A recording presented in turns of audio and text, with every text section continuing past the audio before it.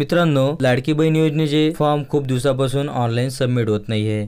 Mobile ॲपवर देखील बंद करण्यात आलेले आहे आणि वेबसाईटवर देखील आधार OTPचे ऑप्शन येत होते। जेव्हा आधार OTP येत होता आणि सबमिट केल्यानंतर जेव्हा आपण सबमिट करायचो तेव्हा इनव्हॅलिड OTP दाखवून फॉर्म सबमिट होत नव्हता, सर्व्हर इश्यू दाखवत होता। तर मित्रांनो, आता या प्रॉब्लेमचे सोल्युशन निघालेले आहे। आता तुम्ही OTPच्या विना देखील लाडकी बहीण योजनेचे फॉर्म ऑनलाईन भरू शकता। तर काय आहे नवीन अपडेट, काय आहे नवीन पद्धत फॉर्म भरण्याची, या व्हिडिओमध्ये आपण बघणार आहोत। चला तर व्हिडिओ सुरू करूया। सर्वात अगोदर तुम्हाला ladkibahin.maharashtra.gov.in या वेबसाईट यायची आहे। याची लिंक तुम्हाला डिस्क्रिप्शनमध्ये मिळेल। त्यामध्ये आल्यावर 3 लाईनवर क्लिक करून अर्जदार लॉगिन या बटनवर क्लिक करायचे आहे। हे अशा प्रकारचे वेब पेज तुमच्या समोर ओपन होणार आहे। या वेबसाईटवर तुम्ही जर अगोदर रजिस्टर केले असेल तर मोबाईल नंबर आणि पासवर्ड टाकून लॉग इन करा। आणि जर तुमचे या वेबसाईटवर अकाउंट नसेल तर खाली बघू शकता doesn't have account, create account या बटनवर क्लिक करा। तुमचे आधारनुसार पूर्ण इथे नाव तुम्हाला टाईप करायचे इंग्लिशमध्ये। त्यानंतर मोबाईल नंबर, पासवर्ड बनवायचा आहे तुमचा, डिस्ट्रिक्ट, तालुका, विलेज हे सिलेक्ट करायचे आहे। ऑथराइज पर्सन यामध्ये क्लिक करायचे आहे आणि जनरल वुमन किंवा सेतू केंद्र असेल तर सेतू केंद्र सिलेक्ट करायचे आहे। इथे खाली बघू शकता ॲक्सेप्ट करून कॅप्चा करून साइन अप करून घ्यायचे आहे। माझे ऑलरेडी अकाउंट आहे तर मी मोबाईल नंबर, पासवर्ड आणि कॅप्चा टाकून इथे लॉग इन करत आहे। कॅप्चाचा इश्यू आला तर तुम्ही इथे पुन्हा तुम्हाला प्रयत्न करायचे आहे। यामध्ये आल्यानंतर सर्वत्र बघू शकता डाव्या बाजूला मराठी भाषा सिलेक्ट करून घ्यायची आहे। याने तुम्हाला फॉर्म भरायला सोपे जाईल। 3 लाईनवर क्लिक करायचे आहे। मुख्यमंत्री लाडकी बहीण फॉर्म यावर क्लिक करायचे आहे। त्यानंतर ज्या लाडकी बहिणीस तुम्ही फॉर्म भरताय त्यांचा आधार नंबर टाकून कॅप्चा टाकून तुम्हाला इथे लॉग इन करायचे आहे।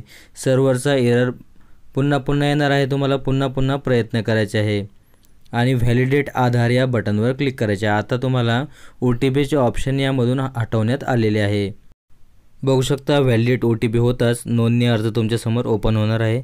सर्वत्र तुम्हाला महिलेचे आधार कार्ड प्रमाणे पूर्ण नाव इंग्लिशमध्ये टाईप करायचे आहे। त्यानंतर वडील किंवा पतीचे नाव, म्हणजे लग्न झाले असेल तर पतीचे नाव, लग्न झालेले नसेल, अविवाहित असेल तर वडिलाचे नाव इथे टाईप करायचे आहे। त्याखाली बघू शकता महिलेचे लग्नापूर्वीचे नाव, लग्न झालेले असेल तरच महिलेचे लग्नापूर्वीचे नाव, त्यांच्या वडिलाचे नाव, आडनाव टाईप करायचे आहे। त्यानंतर वैवाहिक स्थितीमध्ये विवाहित आहे की अविवाहित आहे सिलेक्ट करायचे आहे। त्यानंतर जन्मतारीख सिलेक्ट करायची आहे नाही, आपण महाराष्ट्रात जन्माला आहात का, इथे होय करायचे आहे। यानंतर बघू शकता अर्जदाराचा संपूर्ण पत्ता, आधार कार्डनुसार तुम्हाला पूर्ण पत्ता टाईप करायचा आहे। त्याखाली पिनकोड टाईप करायचा आहे, जिल्हा सिलेक्ट करायचा आहे। त्यानंतर तालुका सिलेक्ट करायचा आहे, तालुका येत नसेल तर जिल्हा पुन्हा अनसिलेक्ट करून पुन्हा सिलेक्ट करायचा आहे। त्याखाली तुम्हाला तुमच्या गावाचे नाव सिलेक्ट करायचे आहे।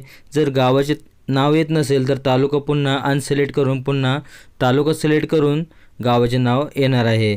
त्याखाली तुम्ही बघू शकता महानगरपालिका आहे की नगरपालिका आहे ते सिलेक्ट करायचे आहे आणि इथे मतदारसंघ तुम्हाला इथे सिलेक्ट करायचा आहे जो तुमच्या मतदान कार्डवर असेल। तुमचा मतदारसंघ सिलेक्ट केल्यानंतर तुम्ही बघू शकता त्याखाली तुम्हाला मोबाईल नंबर विचारण्यात येणार आहे।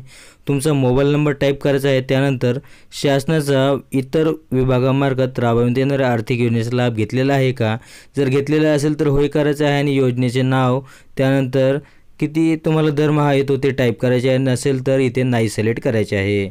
मोबाईल नंबर टाईप करताच तुम्ही बघू शकता आता तुम्हाला अर्जदाराचे बँक खाते असलेल्या बँकेचा तपशील लिहायचा आहे।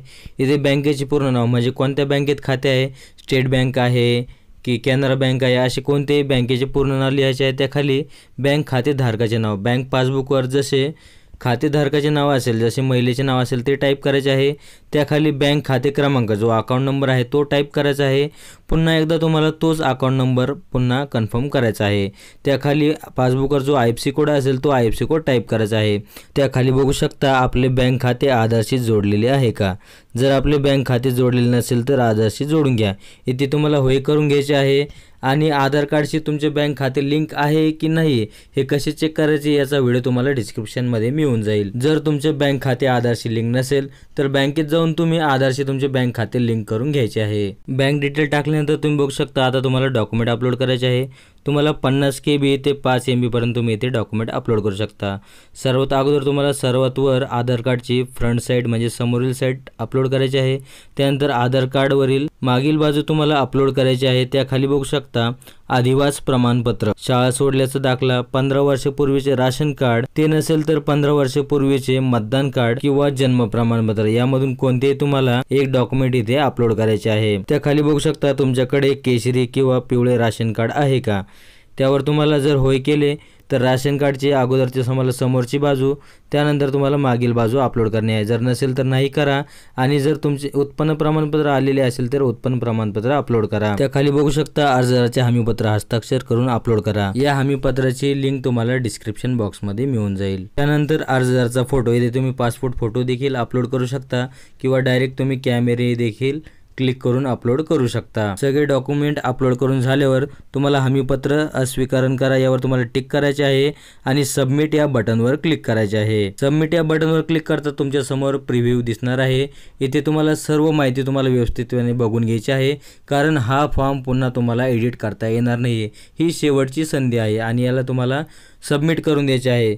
तुम्हाला पुन्हा सबमिट करत राहायचे आहे, कारण सर्व्हर एरर असल्यामुळे सबमिट होत नाही आहे। 4-5 वेळेस प्रयत्न केल्यास हा फॉर्म सबमिट होणार आहे। तुम्हाला हा व्हिडिओ कसा वाटला आम्हाला कमेंटमध्ये नक्की कळवा आणि हा व्हिडिओ तुमच्या मित्र आणि मैत्रिणींना नक्की शेअर करा।